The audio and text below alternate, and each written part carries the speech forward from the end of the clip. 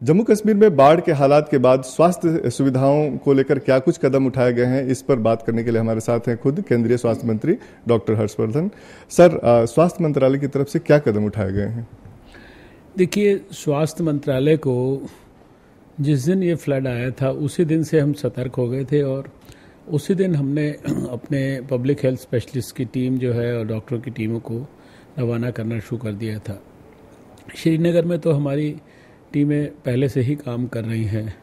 वहाँ पर काफ़ी सारी 28 टन के करीब दवाइयाँ, water purifiers, tent, chlorine tablets और जो जो चीज़ें आवश्यक हैं वो सब हमने भेजी हैं, डॉक्टरों समेत, स्पेशलिस्ट समेत।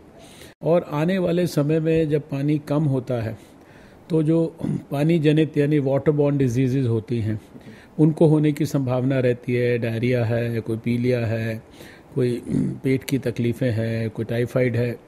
तो इन सब से हमें कैसे लोगों को बचाना, या फिर वो मरीज़ जिनको क्रॉनिक बीमारियां हैं, किसी को डायबिटीज़ है, किसी को किडनी की तकलीफ़ है, जो बेचारे अभी निकाले नहीं जा सके हैं लेकिन शायद दवा के अभाव में परेशान है, मिलिट्री उनको डिफ्रेंशिएट नहीं कर पा रही है, उनके लिए क्या रणनीति बनानी है।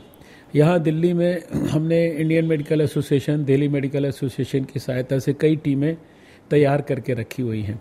हमें वहाँ जाकर ये भी विश्लेषण करना है कि किस समय उनको कितनी टीम्स की आवश्यकता है। जैसे ही वहाँ की सरकार हमें कहेगी हम उसी समय यहाँ से टीमें रवाना कर देंगे और उनको कहाँ कहाँ आवश्यकता पड़नी है। वहाँ जो कैंप्स लगे हुए हैं वहाँ पर्याप्त मात्रा में दवाइयाँ उपलब्ध हैं कि नहीं है, डॉक्टर है कि नहीं है, उनकी जो तकलीफ़ में है, बीमार है, उनकी ठीक से चिंता हो रही कि नहीं हो रही, ये सब चीज़ों का विश्लेषण मैं कल श्रीनगर में जाके करूँगा और कोशिश करूँगा वहाँ मेडिकल कॉलेज के अंदर भी जाकर वहाँ के प्रोफेसर्स और इन सब लोगों से बातचीत करूँ। फौरी तौर पे आपको क्या महसूस हुआ कि क्या कुछ वहाँ करने की ज़रूरत है तत्काल, ताकि लोगों को मेडिकल सुविधाएं मिल सके? क्योंकि बहुत सारे इलाके में पानी अभी भरा हुआ है, अस्पतालों में भी पानी भरा हुआ है, मरीजों को नुकसान हो रहा है। आगे जो है, जो बीमारियाँ आगे होने की संभावना हो सकती है, उसके लिए पहले से सतर्क होना है। उसके लिए जो स्वास्थ्य की मशीनरी है वो पर्याप्त मात्रा में खड़ी है कि नहीं है। जहाँ अगर अस्पताल मान लीजिए आउट ऑफ फंक्शन हो गए हैं तो हमें दूसरे सिस्टम क्रिएट करने हैं, वो चाहे टेम्परेरी हो चाहे परमानेंट हो।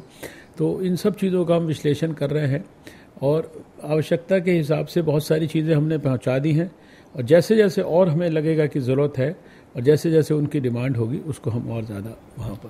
पानी, पीने के पानी को लेकर के वहाँ बहुत बड़ी दिक्कत है, तो उसको लेकर के क्या क्लोरीन की टैबलेट या ये सब? हमने श्रीनगर में 1 लाख से ज़्यादा क्लोरीन की टैबलेट्स भेजी हैं।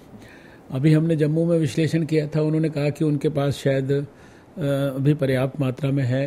पानी को साफ़ करने की दृष्टि से जो है हमने श्रीनगर में भी जो है वो प्योरीफायर जो होते हैं मशीनें वो भेजी हैं, जो एक बार में 50-50 हज़ार लीटर पानी को जो है स्वच्छ कर सकती हैं।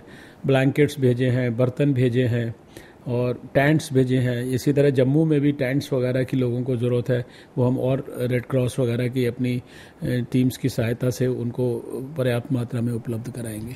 तो ये थे केंद्रीय स्वास्थ्य मंत्री, जिन्होंने बताया कि स्वास्थ्य मंत्रालय की तरफ से जम्मू कश्मीर में क्या कुछ कदम उठाए जा रहे हैं।